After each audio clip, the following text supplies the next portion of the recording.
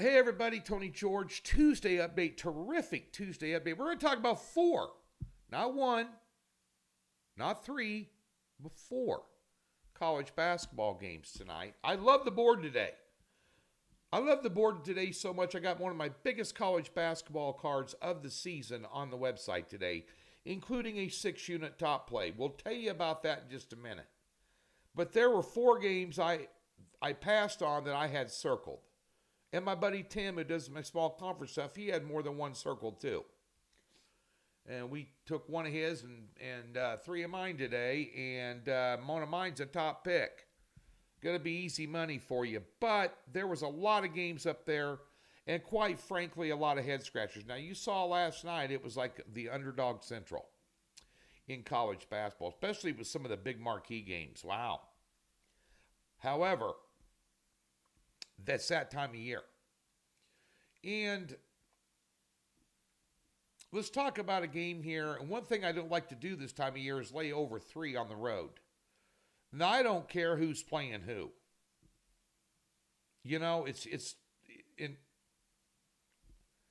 a very slippery slope to lay points on the road. Ranked teams on the road laying points versus unranked teams at home. The last 2 seasons, those teams at home are about a 71% cover rate. Just an FYI. One game I saw the night I couldn't figure out, Wisconsin's only laying 4.5 at Indiana. Bear in mind that, and it's me and you having a cup of coffee in the morning on a Tuesday, just taking a piss over a fence post, just kind of sharing thoughts. That's all I do here is share thoughts and information with you. I don't do deep dives into these free plays a lot of the time. I give you angles that you're looking at. But, you know, I kind of do it in layman's terms because really, at this point in time, you could talk about sabermetrics and you can talk about algorithms and you know, data analysis till you're blue in the face. And all these young guns that are coming into the business, that's what they want to talk about. Well, the one advantage I have over a lot of the crowd, so to speak, is I've got 32 years of experience doing this. I've been around. You know, national radio career talking about sports betting for over 20 years when it was completely taboo. VEASAN wasn't even, Sports Grid, VEASAN. None of these networks were even a brainchild at that point. And I was doing it on Sirius, on Yahoo Sports Radio, SB Nation, Rant Sports, all of it. ESPN. I mean, it's the eye test a lot of times. Throw it out the window. You know, history has a tendency to repeat itself. Experience gives you an edge against the books when you've been doing it so long, especially with number manipulation stuff. I'll talk about one of those in a minute. Wisconsin's laying 4.5 at Indiana. Indiana can't do anything right.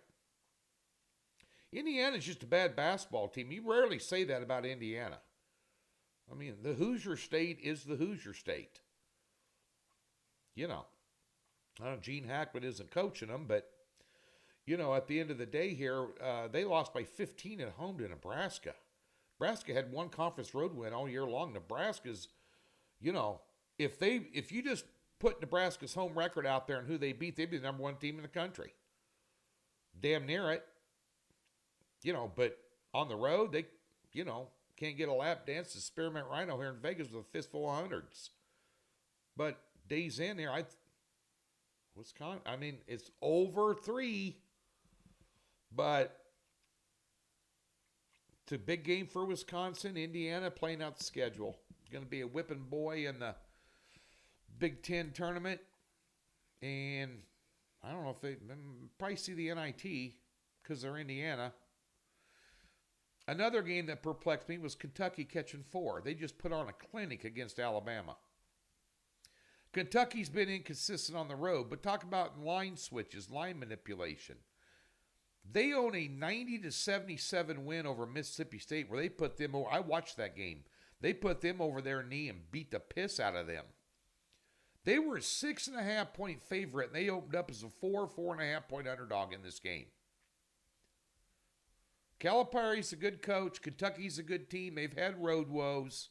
But them catching points, that is a 10-point line flip. And we're betting numbers. We're not betting games.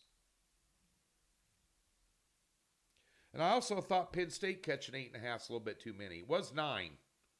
So some sharp money's coming in early here on Tuesday morning. Bet it stayed at 9. I almost made a move on that. Iowa should be laying 9 to anybody. 8.5, 9. Just sharing some thoughts with those teams. You get to this Kansas and BYU game. BYU, their last 2 games, got beaten by double digits. Now, I don't know what their travel plans were. They played at K-State on Saturday. They're playing here Tuesday. I don't know if they flew home or they stayed this side of the Rockies and somewhere. None of these players and not this coach has ever seen Phog Allen Fieldhouse. Now, there are very few venues in college basketball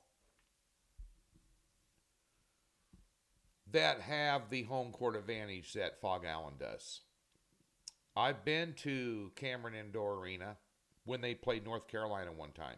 It's a bucket list item. I went. It's expensive, but I went. You know how hard it is? I had a friend down there that got me a ticket that had some inside, but it's tough to get that ticket. But, you know. And then Roy Williams was coaching them. Krzyzewski was coaching Duke. Just the whole, bucket list thing. I wanted to see it. I wanted to do it. Both are ranked in the top 10. Cameron Crazies, all that stuff. Phog Allen stronger, crazier, very difficult to win in there. Extremely difficult to win in there. BYU's in. You thought that K-State was wild, and K-State's got a strong home court too. Kansas is one of the few teams in the country I'll give 3.5 or 4-point home court advantage to. You don't think they're strong in there? Ask Houston. What were they, number 1 or number 2 or number 3 in the country? They went in there and Kansas put on a clinic. Now, the thing that people are worried about with Kansas is McCullers being out. All 5 of their starters scored double digits in a blowout at Texas on Saturday. All 5 of them. Nobody had less than 13 points. They can spread it around. Now, the big plus for BYU, and I've listened to a few podcasts. People were talking about this game yesterday and this morning, is BYU's prowess from the three-point line. Well, they haven't shot well from the three-point line recently, and the mismatch here in people's mind that want to grab the points is that Kansas plays poor perimeter defense. Well, how good is BYU away from home? Not very good. They got beat by 10 at K-State, who, isn't as good as Kansas. The game before that, on the road, they got beat by 10 at Oklahoma State, who is a Big 12 bottom feeder. And their three-point shooters aren't hitting shots. And overall in the season, for all I'm hearing about these guys being this, they can knock down shots left and right, you better watch out. They're ranked 123rd in the country in three-point shooting. If they're ranked in the top 20, top 15, top 10, top 5, the way Kansas plays some perimeter defense, I probably would take this 6.5, but they're not. Home court's worth 4 here. Back-to-back roadies against 2 tough teams, and who knows how to get their team ready to play ball. At the end of February and early March, I'll tell you who. Bill Self. He is one of the best, if not the best coach in the country, and he definitely is one of the best coaches in the country headed into March Madness. Prepping his team, getting them ready for battle, dialing them in, coming up with good coaching plans. They've beaten better teams than BYU in here by a lot more than 6.5. Give me Kansas tonight at Phog Allen to cover the number that Total, I liked at 153. It shot up to 156. Now you're getting into range where people are thinking BYU is going to be knocking down a bunch of shots. At 153, I kind of liked it. At 156, and I think it'll continue to go up. Lost some value there. FYI. Over at the website, DocSports.com. We got a free $60. Link in the description below. I was speaking about that experience factor. That comes into play in March Madness. We had a good March Madness last year. Guess what? Take that free $60 if you open up an account there. And it's hassle-free, no strings. No silver-tongued devils calling you on the phone. No pestering emails. And, we have different levels of clubs. You're in the lower tier. Computer picks only. If you want the plays that, the big dogs who piss in the tall wheat bet, you got to join this. Come on. That's called bait and switch, by the way. Nonetheless, put that $60 towards a month package and get all your March Madness wrapped up in there. Come on! We're on a 5-1 run. We got a 6-unit top play tonight. And 3 others on a 14-unit card. That'll pay for your package right there. Come on. Also, NHL, we've been in a little bit of a midseason slump. And we've passed, I think, 3 or 4 straight days. We just cherry pick one game at a time. Last couple seasons, we were over 60% for this regular season. Never lay over 150. Maybe go to 155 occasionally.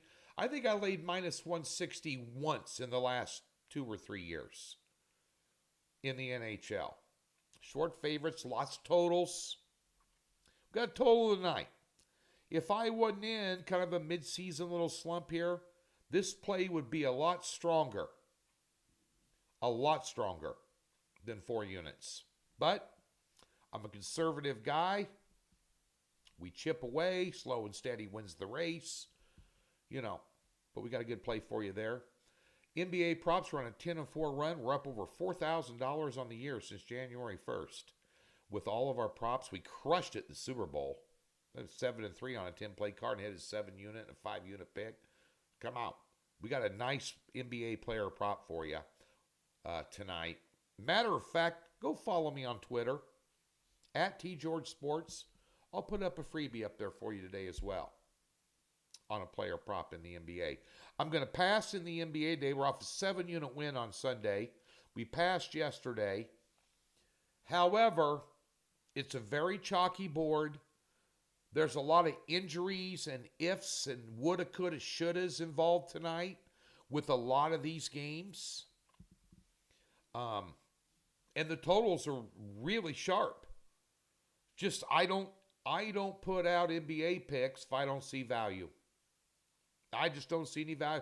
Personally, there could be a guy over there that's game of the year tonight for all I know. I don't track what anybody's doing over there. I don't care. I got to worry about my own umbrella. What's under my own umbrella? I don't care what's under Griff Murphy's or Doug Upstone or Scott Spicer or any of these guys. They're all great cappers, by the way. Great cappers. But I don't care. I don't know what their plays are, and I don't follow them. Got to just keep my nose to the grindstone. But I'm passing in the NBA tonight. Get over to Docs. Get hooked up.